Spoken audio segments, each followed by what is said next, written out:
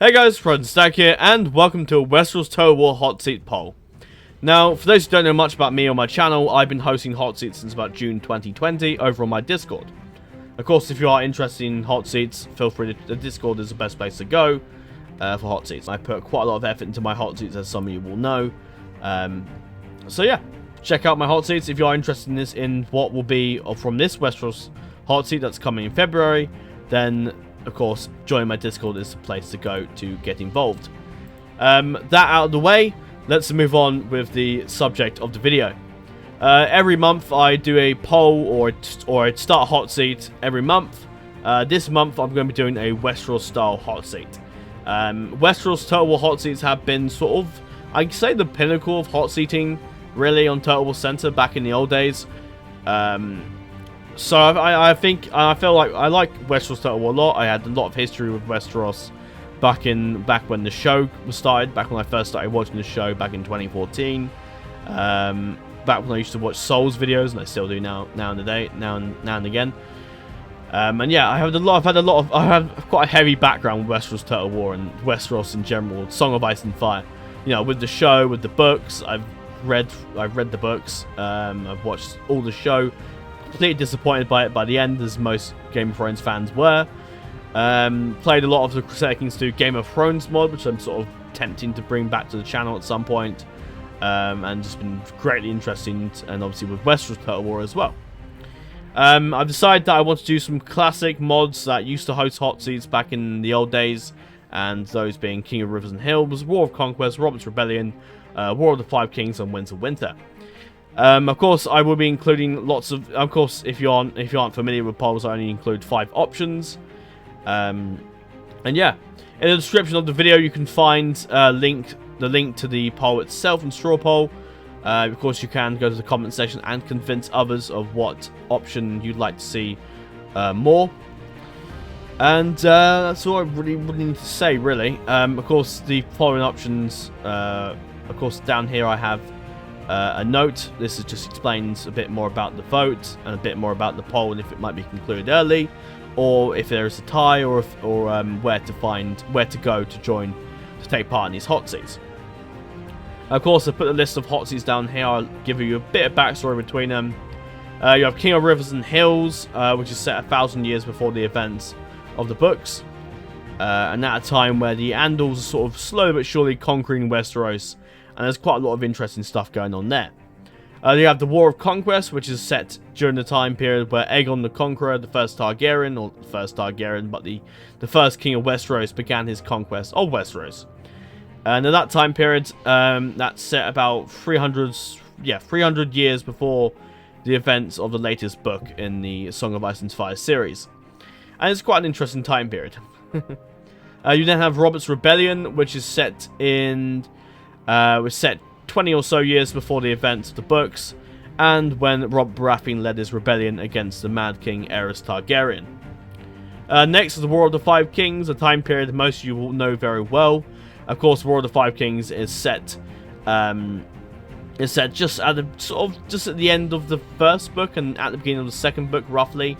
Or I think it's just before the first book, or no, sorry, just before the second book and towards the end of the first book, pretty much. So that's the War of the Five Kings. Of course, the pinnacle characters. Of course, you've got Joffrey, Renly, Stannis, Balon Greyjoy, Robb Stark, and so on. Of course, Daenerys, but Daenerys doesn't appear in that. Doesn't appear in that submod anyway. Then you got the Winds of Winter, which is set at the beginning of what will be the next book of the Song of Ice and Fire series, whenever the hell George R. R. Martin decides to write it or actually publish it, but that remains to be seen. The Winds of Winter, of course, is set. Of course, it's set. I guess you could say it's set at the. Well, not really, because Stannis dies in season 6 of Game of Thrones, so you can't really compare the show. And I wouldn't compare the show anyway. But it's set at the end of at the sort of end of the Dance of Dragons. So you've got Aegon the Conqueror, Aegon the Sixth, which is apparently a Targaryen or Blackfire. Or might just be some random guy that showed up and said, I'm a Targaryen, and all that. And perhaps Varys and the Golden Company are using it as a puppet to restore him to the Iron Throne. And make that of you will. I'm sure you'll find more in the books. Like I said, whenever the hell George R. R. Martin decides to write it. So of course you got Aegon invading the Stormlands, you got Stannis invading the North, and the Boltons in charge of the North, and Stannis convincing the Stark supporters to fight for him and to restore the Starks to the North. And of course you got Euron Greyjoy invading Westeros, invading the Reach. You got the Tommen on the throne at this point, and you got Baelish in charge of the Vale, or sort of running it behind the scenes, and then you got, of course, the Freys. The bloody Freys in control of the Riverlands. But yes, that is it for the vote. Again, yeah, vote away. I'm looking forward to starting the hot seat in February. This is going to be quite an exciting one because we're going to be doing quite a lot of... this is the first time I'm doing a Westeros Total War hot seat with a lot of unique rules, a lot of choices. Like, so, for example, the... what's a good one? The Mandalese can choose to support Stannis Baratheon and help him, help and swear fealty to him, and eventually Rickon Stark will become the Warden of the North in fealty to Stannis. Or as Manderly, you can choose to oppose Stannis and declare you, and you could, as Manderly, declare yourself king. Well, not Manderly itself, but Rickon Stark as King of the North. Or another option, you could decide to bend the knee to the Boltons and help the Boltons defeat Stannis and all that. But whether or not I'll make it so Manderly can actually join Bolton, I might not do that because that might be a bit silly. Because you get Rickon Stark that shows up later on, and it wouldn't make much sense for the Manderleys to bend the knee to the Boltons and Rickon Stark to not seek vengeance. So yeah, and of course there'll be other options as well, like if what's a good one? If Targaryen, of course, takes the Riverlands, the Tullys must swear fealty. All the Tullys could oppose Targaryen and declare themselves the King of Rivers and Hills. And yeah, or some factions might not be able to. So say if Targaryen's at War of Hoar, Hoar can't just sue for peace, or Durrandon can't sue for peace, and stuff like that. Or if for the King of Rivers and Hills start date, the First Men Kingdoms can't make deals with the Andals and stuff like that. But yeah, I'm looking forward to giving it a go. I'm looking forward to starting it and seeing what happens, and seeing how the unique events go, seeing how the diplomacy goes, seeing what players do, and all that fun stuff.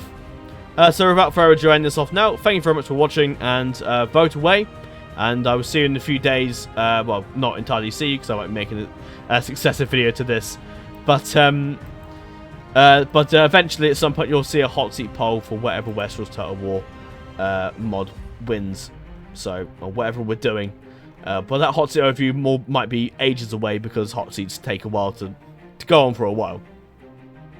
One final thing, if you want to know what wins, then I can suggest you to join the Discord, and that way I'll make an announcement as to what wins, what the hot seat is, and then you can go from there, I suppose.